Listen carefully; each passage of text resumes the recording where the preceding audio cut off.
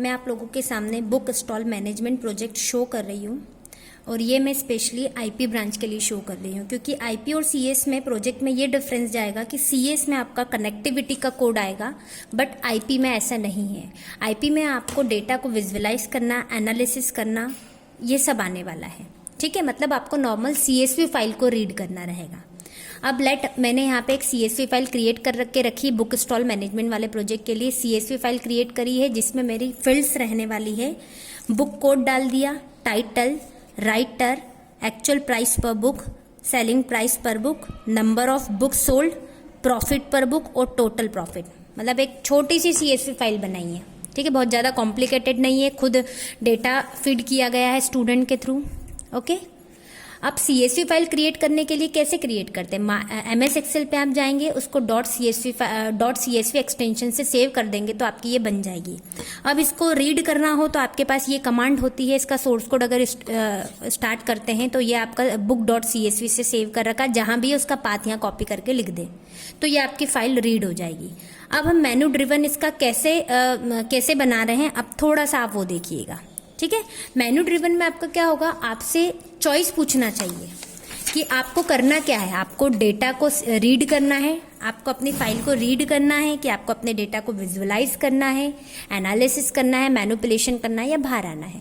तो आपको बेटा पहले तो आप प्रिंट कर देंगे यहाँ, उसके बाद आप मतलब यूजर से चॉइस ले लेंगे। 1 पर आप डिस्प्ले कर पाएंगे, अगर 2 डालेंगे तो विजुअलाइज कर पाएंगे, 3 पर एनालिसिस हो पाएगा, 4 पर मैनिपुलेशन हो जाएगा और 5 पे आप एग्जिट हो जाएंगे। ओके, तो आप इस तरह चॉइस देंगे और इन सब के नाम की एक मेथड क्रिएट करते चले। ओके, डिस्प्ले डेटा में तो डायरेक्ट प्रिंट डीएफ करेंगे, डीएफ में जो भी ऊपर हमने पिछले पेज पे किया था वो प्रिंट हो जाएगा। चॉइस 2 पे आपकी मेथड कॉल होंगी, विजुअल मेथड, 3 पर एनालिसिस, 4 पे मैनिपुलेशन और 5 पे आप एग्जिट हो जाएंगे। इस तरह आप अपना मेनू ड्रिवन क्रिएट करेंगे। ओके, अब आप देखिए आगे। Welcome to data visualization. मैं इसका स्क्रीनशॉट आपसे शेयर नहीं करने वाली हूँ, क्योंकि आप रन करेंगे तो आपको खुद को समझ आएगा बेसिकली हो क्या रहा है। अगर आप डेटा विजुअलाइजेशन मेथड, जब ये सबसे पहली मेथड डेफिनेशन दे रखी है, देखो डेफ करके डेफिनेशन आती है बच्चों। ओके, बुक विजुअल करके मेथड तुमने क्रिएट करी थी, उसको यहाँ कॉलिंग कर रहे हैं, तो ये सब चलेगा। कहाँ तक चलेगा? जहां तक आपने इसकी डेफिनेशन दे रखी है।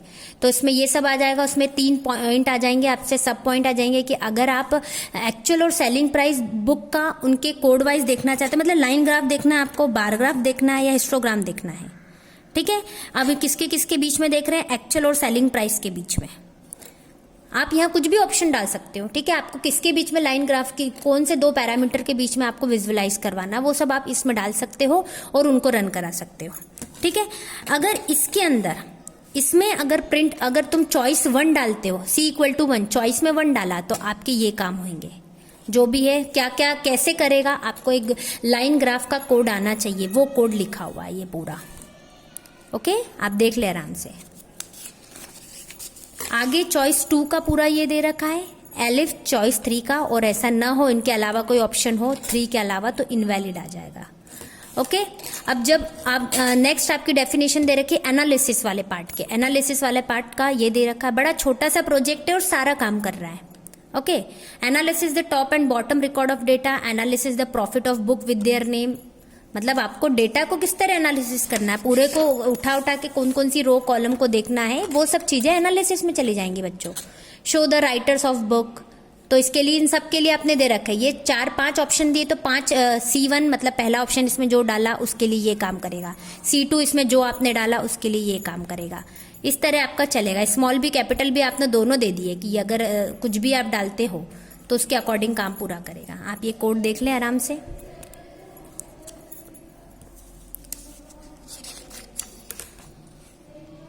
ओके, नेक्स्ट दे रखा है आपको ये वही 4 और 5, या तो दे दे इनवैलिड। उसके बाद मैनिपुलेशन मेथड दे रखी है बच्चों आपको।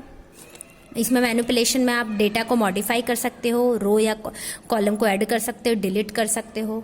आपको जो जो ऑपरेशन परफॉर्म करने हैं आपके प्रोजेक्ट में आप सब कर सकते हो। बेसिक तो यही होता है ना बेटा। मैनिपुलेशन में आपको क्या आना चाहिए? मॉडिफिकेशन आना चाहिए, रो कॉलम को ऐड करना आना चाहिए और डिलीट करना आना चाहिए। फिर आपके प्रोजेक्ट में जो नीड रहेगी आप वो काम करवा दीजिए। ठीक है, बस नाम आपका एक पर्टिकुलर प्रोजेक्ट का हो जाता है, बाकी काम तो आपको बेसिक जो आपने सीखे हैं, आपके टीचर ने आपको जो सिखाए हैं वही करने हैं। ओके, उसकी चॉइस 1 2 जो भी आप चॉइस डाल रहे हैं उनके अकॉर्डिंग ये सारे कोड दे रखे हैं बेटा। बिल्कुल सिंपल कोड है, बिल्कुल कॉम्प्लिकेटेड नहीं है। इसमें एक भी चीज ऐसी इंक्लूड नहीं की है जो आपके सिलेबस से बाहर हो। ओके, ये सब हुआ। देन यहाँ बुक एग्जिट के लिए आप एग्जिट करके यू आर एग्जिटिंग नाउ और थैंक यू करके ये एग्जिट हो जाएगा। और मेन्यू, ये सब तो सब डेफिनेशन थी। मेन स्टार्ट प्रोग्राम यहाँ से होता है। मेन मेन्यू जब आपकी कॉलिंग होती है उसके बाद से सारी चीज स्टार्ट हो जाती है, ठीक है, प्रोग्राम। और फिर ये सब डेफिनेशन है, जिसकी डेफिनेशन को कॉल करोगे, जैसे एग्जिट को किया तो एग्जिट वाला काम करेगा, अगर मैनिपुलेशन किया तो मैनिपुलेशन वाली मेथड कॉल होगी। ओके, दिख रहा है ना अच्छे से। और ये मैंने कुछ स्क्रीनशॉट्स लगा रखे हैं, तो ये तो आप खुद रन करेंगे अपने प्रोजेक्ट को तो दिखेंगे, क्योंकि मेरे पास बहुत लाइट शेड दिख रहे हैं इनके। ये लाइन ग्राफ, बार ग्राफ में कंपैरिजन कराया, प्रॉफिट पर बुक कितना हुआ उसके बारे में, बुक नेम और प्रॉफिट दे रखा है, और यहाँ एक्चुअल और सेलिंग प्राइस में कितना डिफरेंस है वो दे रखा है लाइन ग्राफ के थ्रू। हिस्टोग्राम बना रखा है, मैनिपुलेशन वगैरह कर रखा है। तो ये सब आप रन करो कोड को और उसके बाद देखो। थोड़े स्क्रीनशॉट बहुत लाइट लगे हुए हैं, आपको विजिबल भी नहीं हो रहे होंगे, ठीक है।